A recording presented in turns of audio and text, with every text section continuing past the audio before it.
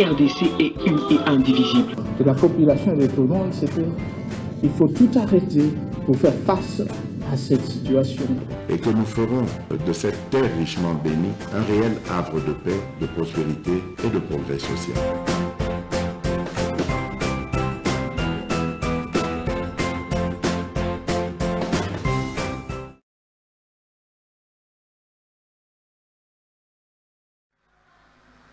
Merci, vous suivez MKB officier partout à travers le monde. Merci Ndenge Bozali ko partager ba émission na biso. Ndenge Bozali ko commenter pe ko liker, Bozali ko komela biso chaque jour tozali ko tanga bino et biso pe tozali ko sala effort ya ko ya et pas ina bino ko pesa bino information mais vous le savez très bien que depuis tozongi toyebisi bino que sengeli bo tala ba émission na biso molai donc otalango na ebande di Chisuka mais aussi le retour c'est moko pour partager un lien na biso na bande komosus.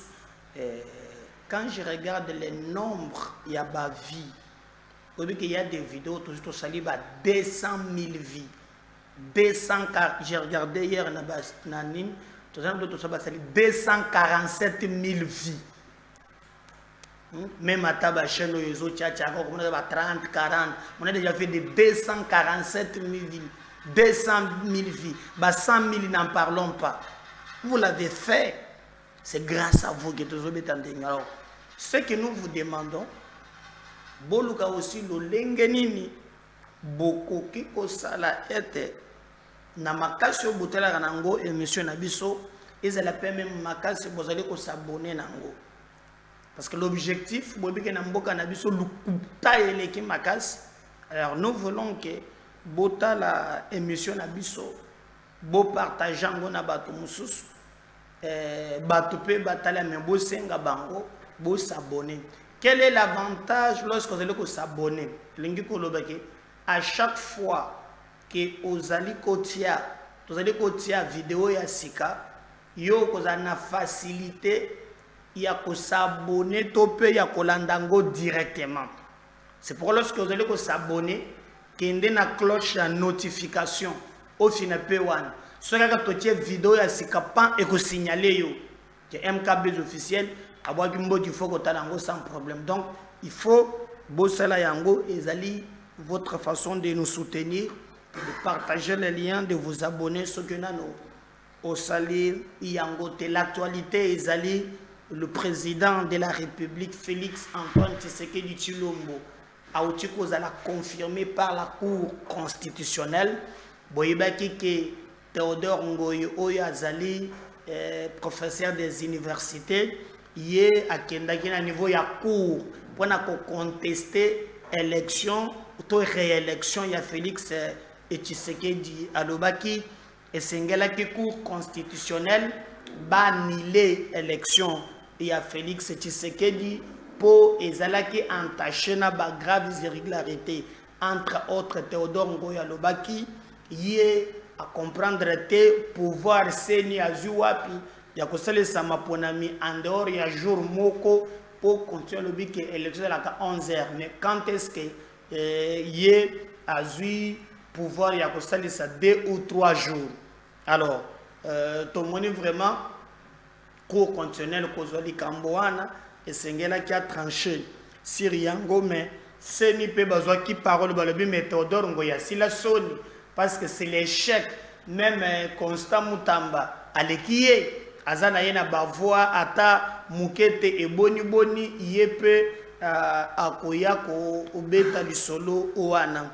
D'ailleurs quand on parle de Constant Mutamba na introduction je me souviens que Abimaki a dénoncé ba tricheur mais babisenga pe makambolika na bakabinda baluba wana mutanda pe en tout cas na système ya lubilino noante makambo azo dénoncer yepaza na kati na lobi botala lobi na makambo ya couple lumano lumano moko aza directeur sein de cabinet ya Kabila na mwasi na ye apparemment kuna pe na ezolumba solo babisana de commédar mais tomone ba invalider bat mais boni ya lumanu yepe toyoki na système ya lubilu no na batu na ye Mais hier, apparemment, bazolo solo. Hein? Qu'est-ce qui se passe? Botela nanu bien les kambona zolo bawan. Hein? Ya lumanu, c'est ni bolandela nam. Commune de Kinshasa. Ezana ba candidat na niveau provincial. Na élection provinciale. Il y a un candidat qui a oyo Aboureir. Bakanga qui est même Moussou na Pekin. Ba Moussou bakangi ba on a bureau de vote. Na lobby hein? Na lobby boye. Yakadi. Kandengo beta kawana no. Tala nanu makambu ya commune ya Kinshasa. Bande ya seni besoin ndanga yebele. Bolande la élection au niveau provincial. Na oyo tali commune ya Kinshasa. Biso to gagné na biso hein. Mais les tricheurs bota la bango. Obi lobby balobaki ozobwaka vague mususu. Pour première vague babwaka kiti. Babinanga na deuxième vague. Même ba chef o banan basinga kutogeza na mutu moko bamona ke de tout puissant. Poko miko tamala le kabo ya Mungu na poche na litre ya mai za pembe. Kadi mazo ki pe muntu te. Kadi kadi. Azo ki pe muntu te. Et surtout si vous regardez très bien le communiqué de l'Union sacrée. Et l'Union kotali sacrée Kadima Azan appui à président. Le président l'Union ko assainir vie politique. L'oublié non donc ceux qui ont prêté au lali. O nga secrétaire, o nga autorité morale. Kadima ayebi biloko wana te chombo de kalisusu te. Ceux qui ont bengi soit tetin, soit tu mwele chombo mai. Kakabou. Blague exacte. Alors, bato ebele bazole autour de Kambouana. En tout cas, tu évité bandonanga ceux qui ont soke la biso au wapi. Mais beaucoup de rumeurs, bato bazole taka masolo.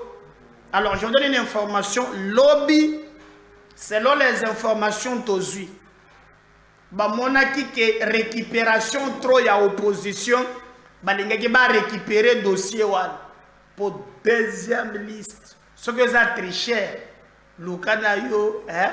Vous allez na 5 litres pembe. Pour lobby, kaji mais selon mes sources, azui ba kombo wana tchup na cour constitutionnelle. Hein? Donc il y a boyi ko publier ko tanga banko lobby hein batu nyonso bino boyi ya politique baza kuna oh nga boyi oh baza donc ceux qui batangi bango moto boli boka bibembe lobby le kadika juma Jimil Kara halobi na yeke no ngande na zaboye akangi liste na ye abaki na kongoso donc oko sutuka un tricheur oyo aburaki bair azana ba faux PV na maboko kindindi libili nonwant ba betiye kombo batangi te ebele ya ba fraudeur bakotanga kombo na bango te na publication na ba information to zala kele yango tozozela ce qui ko changer encore balobaki peut-être sauf dans le bio conditionnel, changement à dernière minute, bakobeta mbodi lelo na Assemblée nationale, na députation provinciale. Lelo, sauf changement. Donc, tous les tricheurs, le bilu nonouant, baebike, bakoza na bango na problème, bakoza la lésité. Donc, cette situation se perdirait, kadima commune un succès moko ya kosakanate. On a une caricature. Alors, Kadi, Naza, alors je ne sais pas. Mais ce qui est écrit est déjà écrit. Donc, l'avantage de Rosalandenginin, Namaponomi au Koya Papa, n'est 2028. Pour Mout, attends,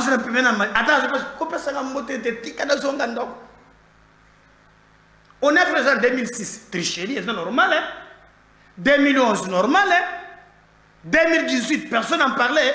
Parce que les mêmes qui ont triché, Et ça, oyo ba utiliser qui ba même méthode na ba élection elekaki. Na élection ils ont le bosso. Oh, bato ba la piti. To même procureur a lobi obo bouger te boy mamboka te. Bozala. Po yango za na boloko à 6 ans. Ande ba invalidé boy. Soki o tikotise recours. Ezana ba mususu ba kwetsa na bango recours. Oyo ba monike ba kosali bango makambo bazali. Ba kotise recours na kopesa bino ba kombo awa. Ba oyo ba saisir conseil d'état. Bazali. Biso boye. Mais ba oyo à la fin. Ba kozala ba confirmer non vous avez triché. Oko ça la prison. Et puis yoko tikalaka jamais ko postila ka soki après c'est 20 ans. Le koso ya kobimo. En voulant tout gagner, on risque de tout perdre. Donc tata le mina ko sala boloko kala mingi te. Honorable ya muyibi.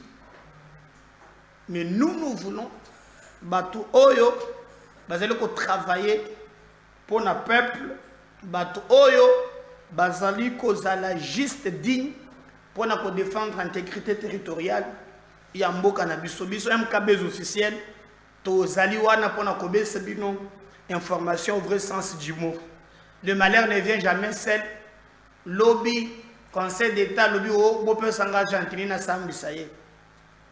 Oh Godemba la moko na babilamba na ya sap akenda na assemblée provinciale a bengi ba membre ya bureau parce que ezalaka boy soki plénière ezali ekoleka na bureau mais na plénière la plénière est souveraine donc c'est plénière monte décide kana sort ya moto mais le règlement intérieur le boy soki plénière exacte, vous avez ce qu'on appelle vacances parlementaires.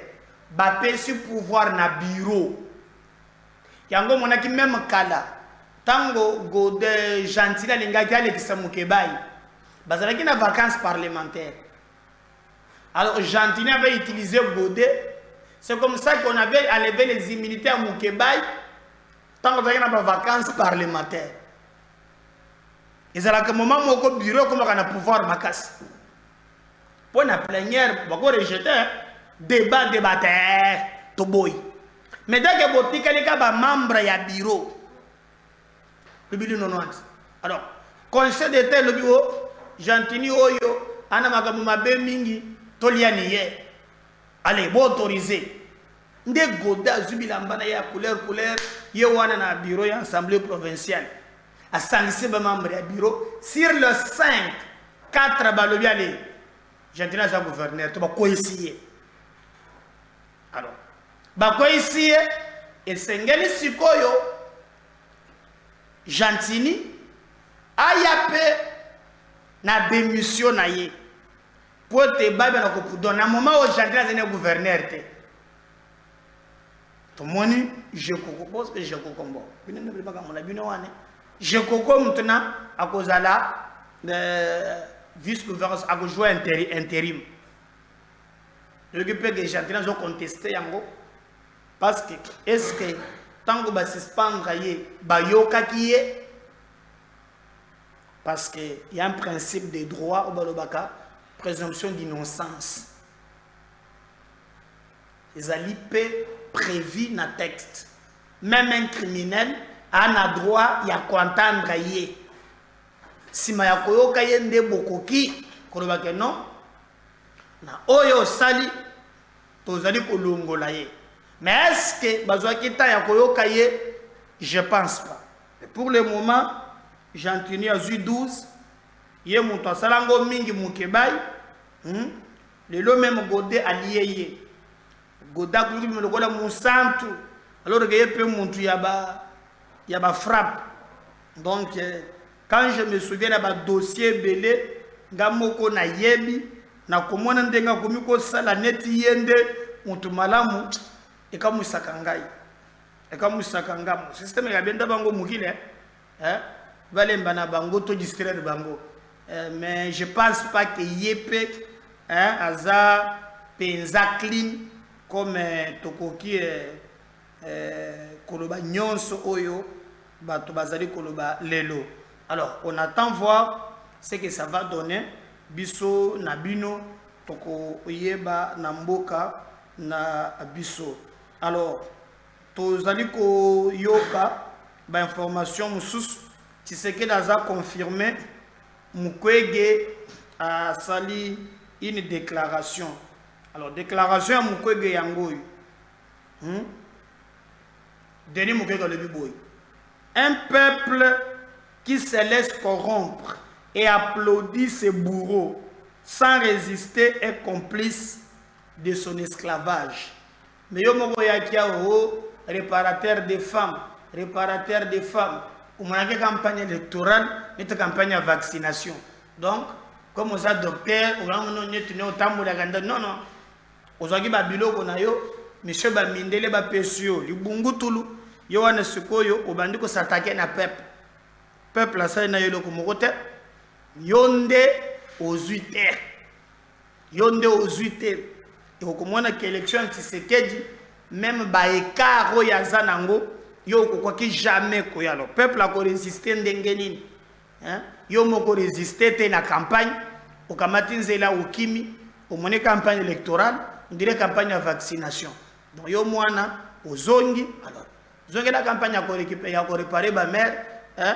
Ndongo message na yo comment on a makambo na yo zonga ok de réparer ba mère donc au lieu que yo rota na domaine politique hein ouais ça un peu très compliqué donc ce qui motema Mukwege alobi au peuple ndengeni peuple mobimba azali ko acclamer hein ba bourreau na ye donc peuple wana si akoli ko ba comme esclavage non peuple n'a besoin d'esclave.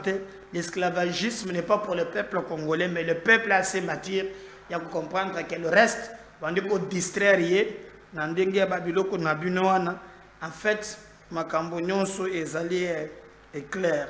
Bisoto ozali ko talayango très très bien. Alors, ils ont à saisir peu nandenge ya clair Conseil d'État na bisaki bino ke seni kadika juma 1000 kara yaki ko invalider bande kumusus. Alors les autres ils ont vraiment saisir bazouzi. Alors je peux vous lire. Le Conseil d'État va siéger ce mercredi. Le mercredi, non? Le Conseil d'État va siéger ce mercredi 10 janvier pour examiner les requêtes introduites par les candidats invalidés par la CENI. Alors, communiqué officiel, le grief en chef du Conseil d'État porte à la connaissance des regroupements politiques, alliances des acteurs attachés au peuple en cycle, AAAP, des regroupements politiques, alliance pour le développement et intégrité de la patrie, ADIP. Monsieur, Madame Bochab Mambung Evariste, Ngobilambaka Gentini, Bongongo Koikos Pancras, Botakile Botanga Noël, Bolingo Botakile Denise.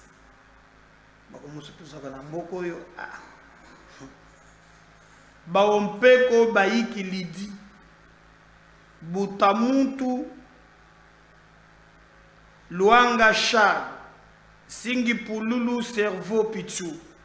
L'EC, donc Bazaye Bela Nagotanga Banyo Silisate, donc Bango Wana Lelo, Baza Kotala Likambo na Bango na niveau ya Conseil d'État. Donc Conseil d'État, Batoa da Bade Bango Baza ba innocent, Batikali Koyeba, Ata Likambo Mokote. Alors, ce n'est pas la Cour constitutionnelle. Il y a un Conseil d'État pour les juges. Il y a un acte administratif. Donc, il y a pour battre les Cambodini, Bandekouana, Bakosamba.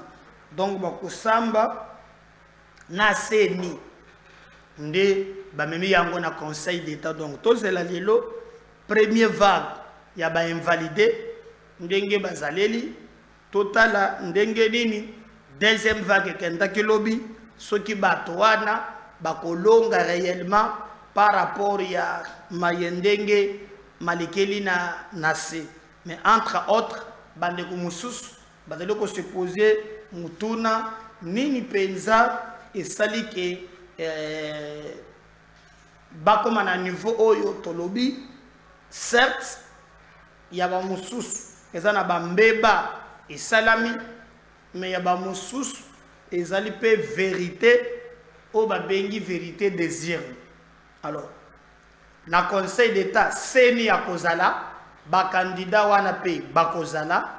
Alors le bidu nonwant tokoyeba nini koleka baza na conseil d'état eza mokolo ya lelo. On va suivre ça de près tokolandela po tope sabino et vérité. Mais makamozo salanga passe nde balobaka le malheur des uns fait le bonheur des autres. Au moment que Gentini Ngobila azoleka ba moment difficile godem ko ezosalela ye ba kilt azo composer le ye banzembo azo s'appeler pour na ye abimisi même na nzembo kanga munoko donc ozo mona ke nzembo ngo azo ba le saloketo bouger ba peka abe azaka na loketo monena donc mabina nde mabina. Donc eza vraiment pour yo qui c'est Gentini Ngobila douleur pour yepe azana liste wana ya bazali et sanctionné. Donc si dans sa main ya kanga munoko, je crois que avant tokota na parti musupo tolobela oyo Katumbi azali pe ko sibir parce que bobi que Katumbi a une résidence surveillée au bato bazoganga faux et archi faux. Il n'y a pas de résidence surveillée. Ma bande qui pas de kosala makambo ya nyamu nyamu na kozongela ngo na deuxième émission na kola kisabino na ba détail oyo ndenge nini elekaki. Mais le reste ezali diabolisation na oyo batonaye ba zali ekoloba. Mais TV et za radio te kamita to salaki ba déclaration moi mingi mais cours constitutionnel et tigali ko landa biloko anate ces déclarations à salaki yango sur base ya église catholique et les autres alobi que ba rapport ya église catholique na SCC ezali ko contredire ya seni. La cour n'a pas suivi ba makambo ya alobi cour tranché na ndenge nango TV za radio te boyoka kamitato avant cour à se prononcer. On suit ça. Jeudi 4 janvier 2024, à la suite de la mission d'observation des élections conduite par la SENCO et le CC, nos deux églises ont signé une déclaration conjointe par leurs présidents respectifs, à savoir Monseigneur Outembi, le président de la SENCO, et le pasteur André Bokundwa, le président de l'ECC. Dans leur déclaration, nos deux églises déplorent les violations de la légalité qui ont émaillé les élections du 20 décembre dernier. Ces violations ont conduit à de très nombreuses irrégularités qui ont été relevées et transmises à la CENI par la mission d'observation des élections. Nos guides spirituels appellent la CENI et son président, Denis Kadima, à faire toute la lumière sur ces élections, faute de quoi elles ne seront pas en mesure d'en accepter les résultats à quelque niveau que ce soit. La clarté du message de nos deux églises est absolument sans équivoque. Les résultats du 20 décembre 2023 n'engagent pas les Congolaises et les Congolais qui sont épris de justice et de vérité. Personne, absolument personne, ne pourra jamais revendiquer le moindre début de légitimité sur la base de ces résultats fabriqués sur la fraude et le mensonge. La République démocratique du Congo et le peuple congolais n'ont-ils pas droit à de vraies élections? Ce jeudi 4 janvier 2024, à la suite de la mission d'observation des élections conduite par la SENCO et le CC, nos deux églises ont signé une déclaration conjointe par leurs présidents respectifs, à savoir Monseigneur Outembi, le président de la SENCO, et le pasteur André Bokundwa, le président de l'ECC. Dans leur déclaration, nos deux églises déplorent les violations de la légalité qui ont émaillé les élections du 20 décembre dernier. Ces violations ont conduit à de très nombreuses irrégularités qui ont été relevées et transmises à la CENI par la mission d'observation des élections. Nos guides spirituels appellent la CENI et son président, Denis Kadima, à faire toute la lumière sur ces élections, faute de quoi elles ne seront pas en mesure d'en accepter les résultats à quelque niveau que ce soit. La clarté du message de nos deux églises est absolument sans équivoque. Les résultats du 20 décembre 2023 n'engagent pas les Congolaises et les Congolais qui sont épris de justice et de vérité. Personne, absolument personne, ne pourra jamais revendiquer le moindre début de légitimité sur la base de ces résultats fabriqués sur la fraude et le mensonge.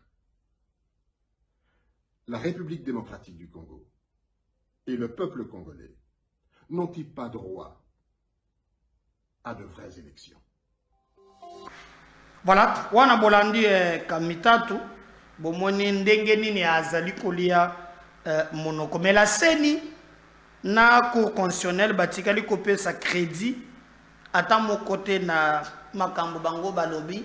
CENI a outrepassé parce que Église catholique et les autres bazalaki na makoki wana ya kosala ta likambo mon côté. D'ailleurs ba message à partir ya lobby bandi ko prévoir ezali publication des résultats définitifs des élections présidentielles à RDC par la Cour constitutionnelle. Celui qui parle, c'est président ya Burundi, Évariste Ndayishimiye. À lobby, les élections m'offrent l'occasion incroyable de réitérer mes vœux félicitations et mes vœux de succès à mon frère et homologue, son Excellence Félix Tshisekedi Tshilombo, réélu à la tête de la République démocratique du Congo.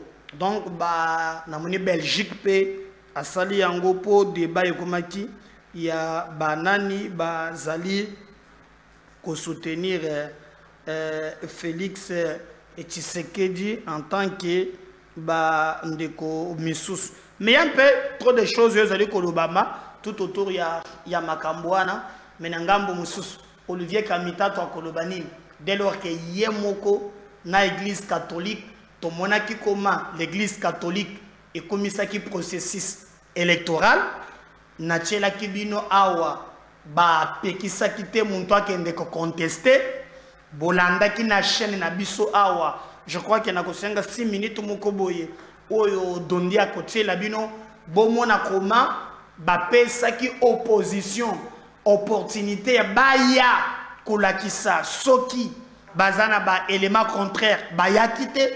Mais quand Kamitato sort na ba déclaration, il se confie na SCC na église catholique comme d'habitude. Biloko ya ba résultat, soi-disant résultat ya SCC na show les a révolus. Les a révolus. Munto ya Zouaki, suivez ce qu'il a dit à la cour et ce qui a permis que la cour a examiné. Il a proclamé Tshisekedi. Comment doit-on revenir nous besoin à l'étranger? Regardez ce qui s'est passé à la cour. On va revenir juste après. Le législateur n'a pas dit dans les 7 jours à compter. Ce n'est pas dans les 7 jours, c'est et les 7 jours. Quelle est la raison légis? C'est pour d'abord permettre, si toujours le législateur qu'il est dit, permettre à la CENI et aux candidats dont l'élection est contestée de présenter les mémoires en défense. La loi précise que même à l'absence de mémoire, la siéger dans la plénière. Donc, la CENI et le candidat dont l'élection est contestée ont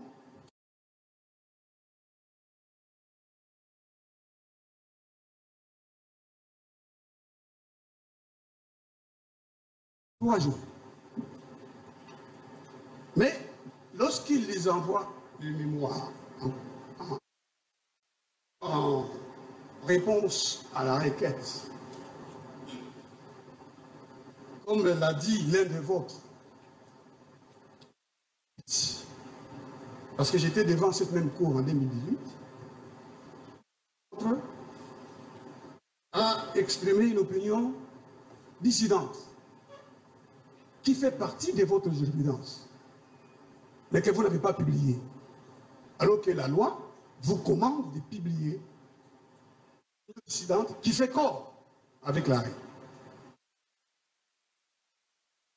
Si ce qu'il dit dans son opinion dissidente, il dit beaucoup de choses qui vont gouverner notre pensée aujourd'hui, gouverner notre défense. Il dit, en demandant, donc c'est votre jurisprudence, en demandant que les pièces soient annexées à la requête, le législateur a voulu consacrer les principes du contradictoire. Je suis donc surpris, Monsieur le Président, de vous entendre dire que vous nous avez déjà lu et c'est suffisant et nous devrions faire l'économie. Je ne comprends pas ça. En demandant que les pièces soient annexées à la requête, le législateur a consacré le principe du contradictoire. Or, le principe du contradictoire veut que les pièces produites par les partis soient soumises au débat. Puis-je me permettre de dire que vous êtes la plus haute cour de notre pays, que j'ai été surpris de découvrir sur les réseaux sociaux qu'il y avait une audience aujourd'hui. Parce que la Cour, par le greffier en chef, probablement, a fait publier l'extrait des rôles, pas un communiqué. Et j'ai pris connaissance de cet extrait de rôle le vendredi la nuit, grâce à un collègue candidat président de la République, Fayoulou, qui me l'a envoyé. La nuit, vendredi, nous sommes aujourd'hui lundi. Il est vrai que la Cour constitutionnelle siégeant avant la forme qui est la vôtre aujourd'hui, je veux dire, la Cour suprême de justice siégeant comme Cour constitutionnelle, a décidé que la notification visait l'information au parti de la date et du lieu d'audience. J'ai fait comprendre à la greffière, qui fut mon étudiante, et qui m'a dit qu'on avait affiché. Je lui ai dit, l'affichage n'est pas le mode d'information. En espèces, vous faites allusion à la procédure civile où si l'adresse n'est pas connue, on peut procéder par cette voie. Alors, elle m'a envoyé le samedi, à 18h47, l'information. Donc, c'est à 18h47 le samedi que j'ai reçu l'acte d'unification de la date d'audience. Vers 21h, elle m'a rappelé pour me dire, est-ce que vous aurez besoin de lire les mémoires à réponse? 21h. J'ai dit, bien évidemment, parce que la procédure est contradictoire. Le principe du contradictoire, c'est les composants essentiels des droits de la défense, qui eux-mêmes sont en fait même s'ils ont été formulés à part dans l'affaire Madame Trompier-Gravier, pour la première fois, en droit français, dans le Conseil d'État, mais la CPI a dit que le droit de la défense était un des composants de la présomption d'innocence. La présomption d'innocence qui n'a pas son origine en droit pénal, alors en droit canon plutôt, mais pas en droit pénal. Alors, Monsieur le Président, les droits de la défense sont constitutionnels. Ils sont portés à la fois par les dispositions de l'article 19 et 61. Et les constituants congolais disent qu'ils sont non dérogeables. Ils sont d'abord définis comme des droits, un des droits et un des principes fondamentaux auxquels on ne peut déroger, qu'on soit dans l'état d'urgence ou dans l'état de siège. En décidant que l'audience est liée aujourd'hui,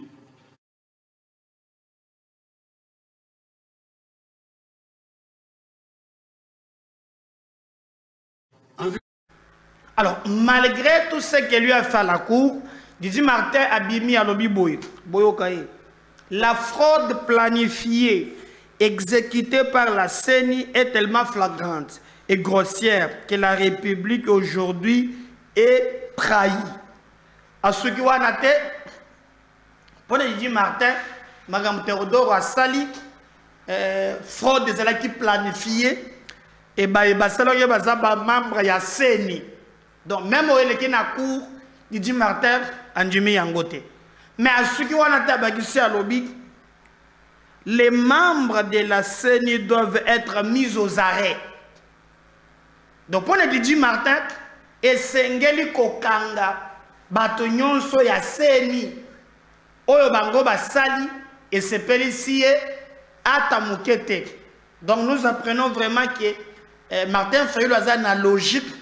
Toujours il y a contestation, basenga qui peut annuler l'élection.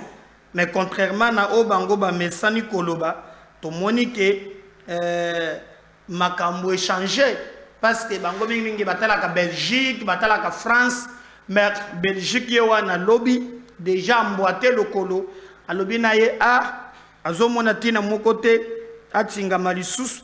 A lobby le royaume de Belgique félicite ce lundi 9 janvier Félix Tshisekedi pour son mandat en tant que président de la République démocratique du Congo. Ce qui ressort d'un communiqué au service public fédéral des affaires étrangères, commerce extérieur et coopération de développement belge dont la copie est parvenue à notre média. La Belgique adresse ses félicitations à son Excellence M. Félix Tshisekedi pour son second mandat en tant que président de la République démocratique du Congo.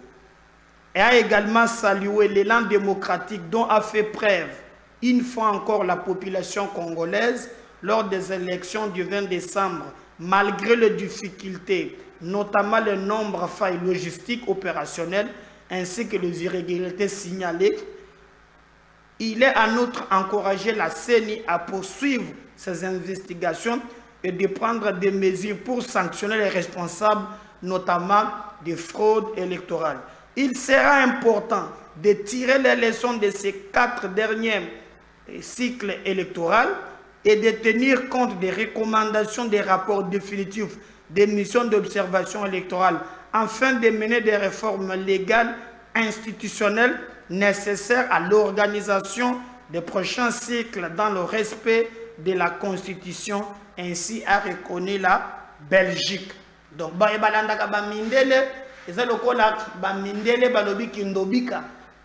c'est-à-dire irrégularité, oui, oui, mais bazali ko bete la kajika dima 10 000 kara maboko pona nzeleo yazia ko sanctionner ba fraudeur balobi a continuer na ye bongo pambate makambuni wana ezali kozala exemplaire pona bandeko moi mingi biso MK bez officiel tozota la makambo wana de près tozo travailler afin que to relever défi na mboka na abiso TV Radio, j'espère que nous allons revenir encore na numéro pour tomber ta masolo Yambo Kanabiso. Mais je vous avais dit, ndenge tozongi, tozo senga eloko se moko. Ceux qui ont abonné, to sengi au s'abonner, au partager lien, puis au commenter lien. Il y a une mission Nabiso. Mais n'a pas bonne boyete. Gentini, Azana passe invalidé. Et c'est encore, il y a Godin Boy. Koko Sidoni, abandonné au Tchad, c'est moi qui zone baboy. Sidoni Mbembe, alobi boy. Dit que n'a dit en soko ku mange, dit sanga ja mwana wa muntu. Niko lo bani moni nde makoka to lagana singano, azoba eroyo. Nazela tana zamba. Nazo ya bitabe. Nazo kima. Sugo Mutsozo kiki azo sauter azo na regret yande balongole na zamba ba na yame mutozo sepele kikenga ja soko ko monje sanga ja mwana wa moto pasi ya gentini sengo ya gode botala bino moko muntu ba invalide no botala gode mpoi mawa on va se séparer na ye merci.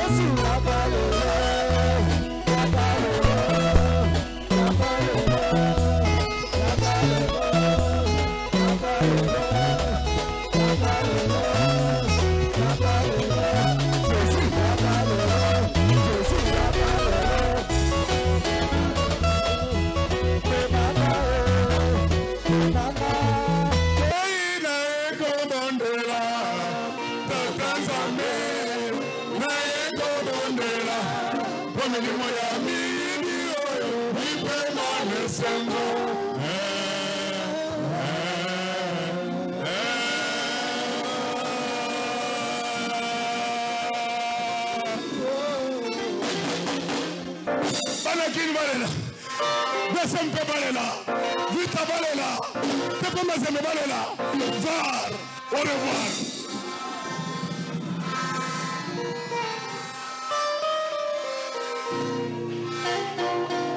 On acclame très fort pour le roi des rois. Petit Baboko Makasi pour Nankumu la Bankupa.